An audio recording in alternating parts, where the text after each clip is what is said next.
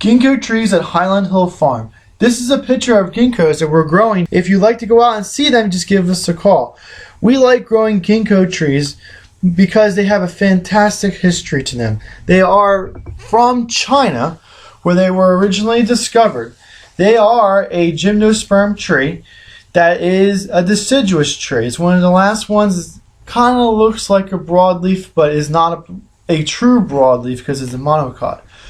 Then after they were discovered in China, they were brought over to the United States and they found quite a number of niches. One is that it's a very exotic plant. There's lots of history. People do talk about it. Another use is that they are a very tough and sturdy plant. They can take street trees and areas where there's lots of people walking through it. They can take a lot of abuse and still keep on growing very nicely. One of the stories I was told was that the reason that the ginkgo can take such brutal environments is the fact that it's where it was growing in China. There was a lot of mice, and the mice over there in China, they like to gnaw on the wood, and they would go over and gnaw on the ginkgos growing over there naturally. And over many generations of them not constantly getting gnawed at, the tree has been able to grow through major injuries such as girdling of marks. At my school, there was a great big ginkgo tree. My school that I went to was Delaware Valley College.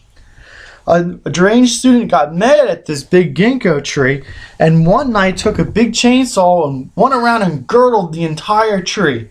Well, if you girdle most of the trees in our area, like maples or oaks or cherries, birches, you pretty much killed the tree.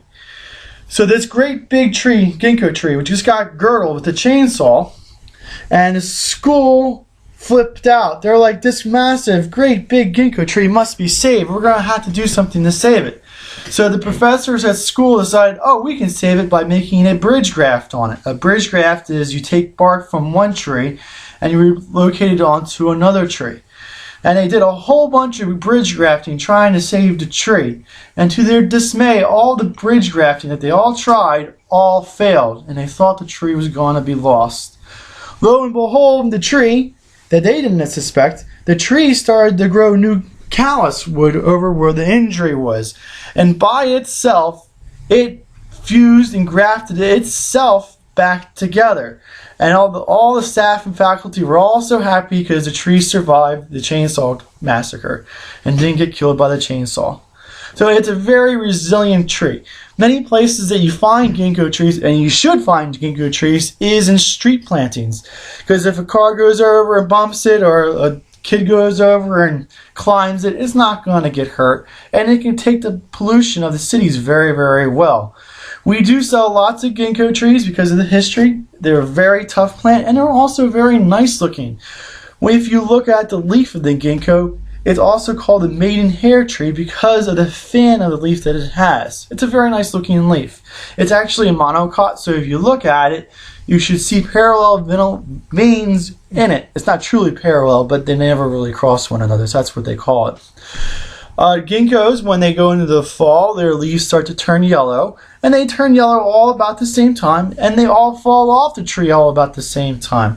My professor says it takes about a week of it being all nice yellow, and then they should all fall off at the same time.